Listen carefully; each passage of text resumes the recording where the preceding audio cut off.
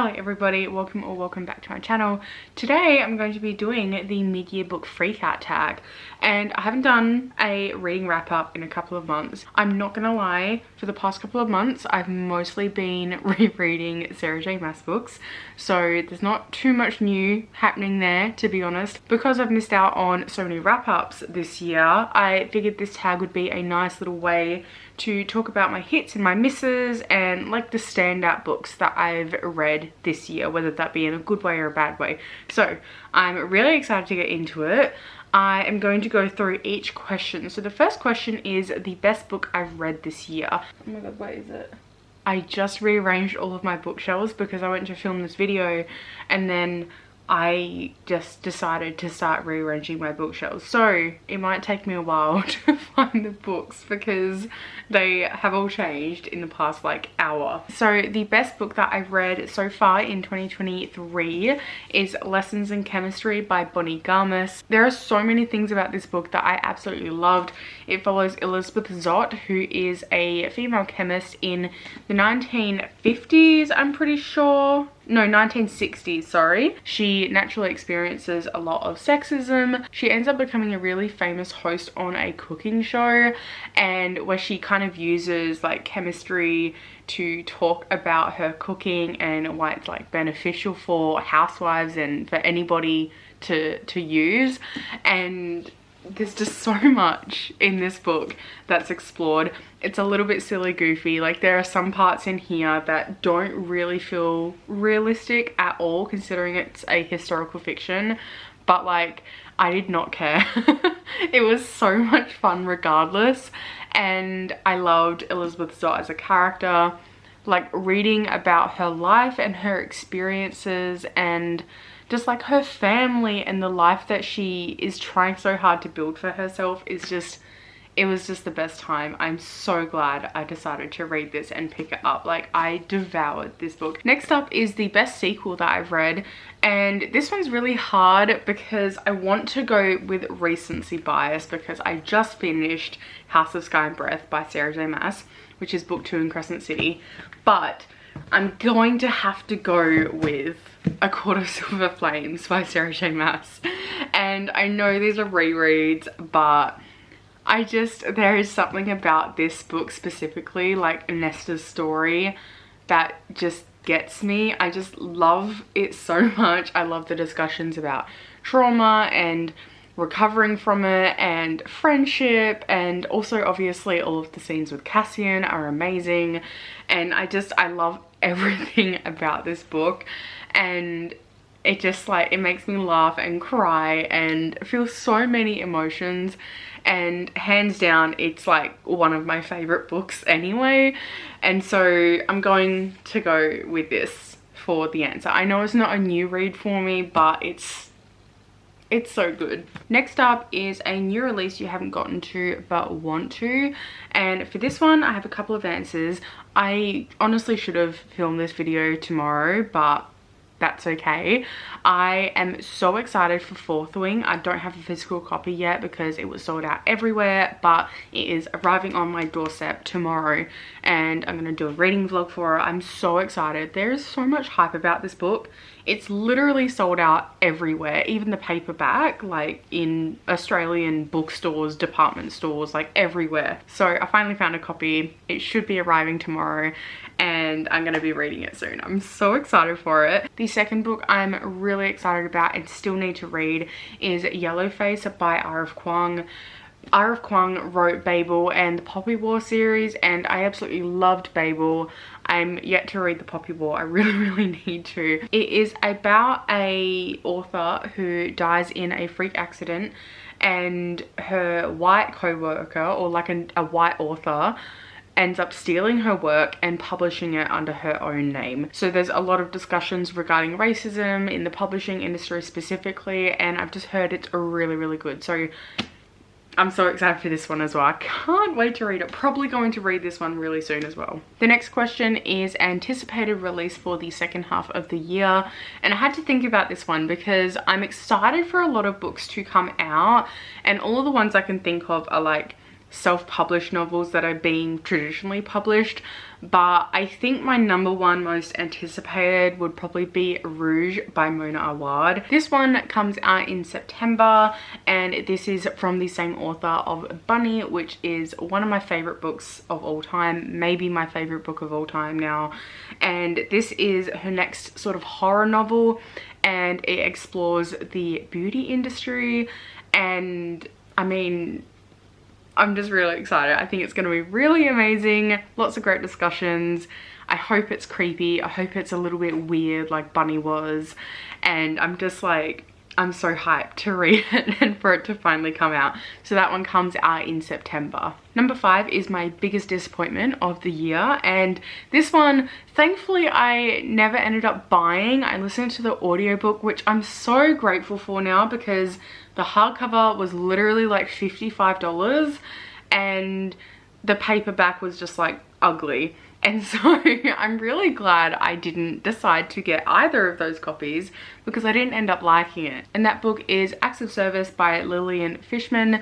I gave this one 2 out of 5 stars. I just had such high expectations for this, and I think that is obviously where my disappointment came from, because I just expected so much more from this than it gave me. I remember thinking the author's prose was really, really beautiful. I loved her writing. I really did appreciate the topics that it brought up, so surrounding queerness and sexuality and power and gender and so many other things, but I feel like it just sort of like touched on it and then like went away. It really felt that this book had something to say, but it just missed the mark completely. And I remember thinking that this book would have been really, really good as like a really short novella or a much, much longer book. And the size was just so weird. It wasn't a very long book, but I think if it added a lot more or made it more concise, I think it would have been a lot better. But it was like a weird in-between sort of length for this type of book, and I'm so disappointed because I was so excited for it. Next up is the biggest surprise of the year for me, and this is more of a surprise just because I found it on Kindle Unlimited. I just wanted something like light and easy and fun to read, and it was all of those things, but it also ended up becoming one of my favorite books of the year. So that book is By a Thread by Lucy Score. I loved this so much. This is a slow burn workplace romance between Dom and Ali, and it follows Ali, who originally got fired from her work at a pizza place because Dom got her fired because he's a bit of a dickhead. And then she ends up getting hired by his mum, who owns like the second largest fashion magazine in the world, and she can't get fired, and so it's sort of like close proximity or like forced proximity as well. The banter, oh my god, the banter in this is something else. It was so funny. I was laughing out loud so many times, and like this is a 560 page book, and I don't even think they kiss until like over halfway, but I was obsessed with this book. I absolutely ate this up. I know I said Lessons in Chemistry is my favorite book of the year, and I still stand by that, but like this isn't far behind. Like, I loved this book so much, and I just love Lucy Score's writing so much as well. I'm so excited to get to more of her work. Next up is a new favorite author, and I was going to try and not like repeat books in this, but again, I have to go with Lucy Score. Like, I loved her writing and her banter so much. It was top tier for me in a romance book. Like, banter wise, it was just so well done. It was such a joy to read, and I'm so excited to read more of her work.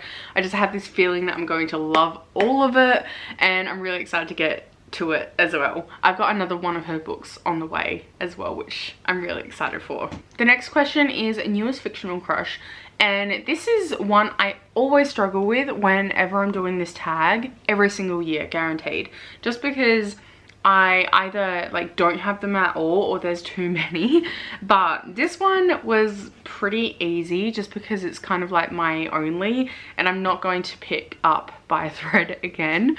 So I'm gonna have to go with Callahan Kane from Final Offer, which is the third and final book in the Dreamland Billionaires trilogy. This trilogy follows three brothers, in case you didn't know, and this is about Callahan and his sort of second chance romance with his childhood friend Alana. Throughout this book we learn that Cal really struggles with addiction. It is something he is trying to really work through, but obviously it's not that easy, and I really loved seeing this different side. And I loved Cal from the other books as well, and he was always sort of like my favorite side character, and just getting to know him more in this book, I loved it so much. Yeah, Callahan Kane, easily. New favorite character. Ooh, this one is hard. I would have to go, I don't own it.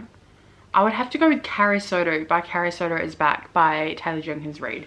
I just realized I don't own the book for this, so I'm gonna have to rectify that at some point because I love this book so much. I loved Carrie Soto. This is another installment in the Taylor Jenkins Reid universe, and originally I was a little bit unsure about this book because the synopsis made it sound really boring, and I'm not like a sports girly, so I wasn't sure how I would go about reading tennis, but I shouldn't have had any doubt because Taylor Jenkins Reid just can do no wrong. Like, she's so good. The way she described tennis as well was just incredible. And so Carrie Soto is this character who's called a bitch a lot of the time. She's very competitive. She's very upfront and abrasive and brash, and she really struggles with her softer side, and she feels like it's something that obviously she kind of has to hide with being the #1 tennis woman. Oh my, what am I saying? With being the #1 female tennis player in the world at the time. Oh my god, I don't know what's wrong with me. I would have to say that she would be one of my new favorite characters because I adored her so much. I loved her relationships. You understand like where she's coming from and like why she's so like resistant to show emotion, but then she ends up growing and she shows a lot of growth throughout the story as well, and it was just really, really well done. Next up is a book that made you cry. So I would say A Court of Silver Flames, but I'm going to go with And Every Morning the Way Home Gets Longer and Longer by Frederick Bachmann. This is a really, really, really tiny book, and it's only like 90 pages long. This is about a grandpa who has Alzheimer's, and he is telling his story and just like talking to his grandson. Oh, I'm gonna cry already just like remembering it. I bawled my eyes out with this. It was such a good book. I do really want to read more of Frederick Bachmann's work after reading this, but there's so many. Like, there's so many books from him that I don't know where to start.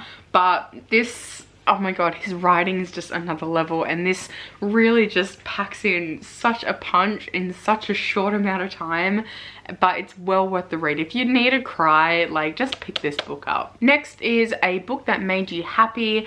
Because I'm not going to pick By a Thread again, I'm going to choose A Court of Mist and Fury by Sarah J Maas. I started rereading this series a couple of months ago because my friend was reading it for the first time, and I just really wanted to join in. And there's just like something about this book. Like, I love the first book, but there's just something about A Court of Mist and Fury that just brings me so much joy, and it just reminds me like why this is one of my favorite series and why I love reading, and how much I love fantasy and like different worlds and characters, and it reminds me of all of that, and it was just the best time reading it. And I love meeting the inner circle. I love Rhysand. I love Valaris. This is This is such a good book. This one probably brings me the most like happy emotion out of the ACOTAR series. Next up is best book to film adaptation. And I am struggling. And while I do think that it could have been done better, I'm going to go with Daisy Jones and the Six. I think this would have been a even better movie, but the TV show was still really, really good. I loved the characters. I just loved hearing the songs come to life in particular. Like seeing the characters come to life and seeing them perform on this stage in this show. Like I had so much fun watching it. It made me bawl by the end in the last episode, but I really liked it. I do think it would have been a better movie than it was a TV show, but that's not to say that I didn't really enjoy my time watching it. But I can't think of anything else that I would have watched that's a book to film adaptation, so I'm just gonna go with this, with the TV show adaptation. The final question of this tag is, what books do you need to read before the end of the year? So I have a bunch that I do want to try and get to before the end of the year. I obviously really want to read Fourth Wing, but again, that's literally not even in the mail yet. But I really, really want to read Kingdom of Ash. It's literally been like 5 years since this book came out and I still haven't finished the series. That's why I sort of started my reread of Sarah J Maas anyway. So regarding the books, if you know, you know, I'm not gonna like spoil anything regarding the connections, but I am going to be starting my reread of the Throne of Glass series soon as well, because I haven't read them in so many years and I really need a refresher, and I really want to finish it so I can finally finish the series and read Kingdom of Ash. So this is like my #1 book that I really, really want to finish before the end of the year. Next, I really want to read Parallel Hells by Leon Craig. This is a horror short story collection and it explores queer identity, love, power, and there's like ancient beings. There's just a whole bunch of short stories that sound really, really good with this. I love short stories, specifically horror short stories as well, that I've discovered, and I'm excited for this one. I think it's going to be really good. Next, I really want to do a reading vlog for this series, but I've only got the first 2 books in the series so far because I don't know if I'm going to love it. I hope I do. But that is Addicted to You by Krista and Becca Ritchie. I mean, I feel like if you're on BookTube or BookTok, you know what this book is. This is so hyped up. It's ridiculous. This is like a 7 or 8 book series in total. I can't remember, I could be wrong, but I've got the first 2 just to like try it out a little bit and see how I feel. But I do really want to read this in a reading vlog at some point, but I don't know when. But I really, really want to get to this, at least the first one, by the end of the year, just so I can see how I feel and possibly end up binging the rest of the series. Then I have another Lucy Score book, Things We Never Got Over. I really, really need to read this before the 3rd book comes out. The 3rd one comes out in September and I'm really excited for it, and I know everyone's going to be talking about it, and so I'm going to be reading this one soon and I'm very excited for it. It's another small town romance, slow burn. I've heard really good things about it. This one was super hyped, I think last year as well, like all over the internet, and after reading By a Thread, I got this and I just need to pick it up. Like I'm really excited for it, so going to get to that one as well. And then the final book that I would love to get to this year as well, ideally, would be Mame by Jessica George. This is a literary fiction and I've heard it's really good. I don't know too much about what to expect with this. I have heard really, really good things about the writing, about the story, about the characters, everything. So I think I'm gonna really enjoy it, and give it a go. So really excited for those. But that is the end of this tag. Oh my god, thank you so much for being here. If you've got any anticipated releases that you think I should check out in the second half of the year, please leave them down in the comment section below. I'd love to hear them. Remember, if you enjoy my content, give this video a thumbs up and subscribe down below as well. It would really help me out. But thank you so much for watching. I hope you have a fantastic day or night wherever you are, and I'll see you all next time. Bye.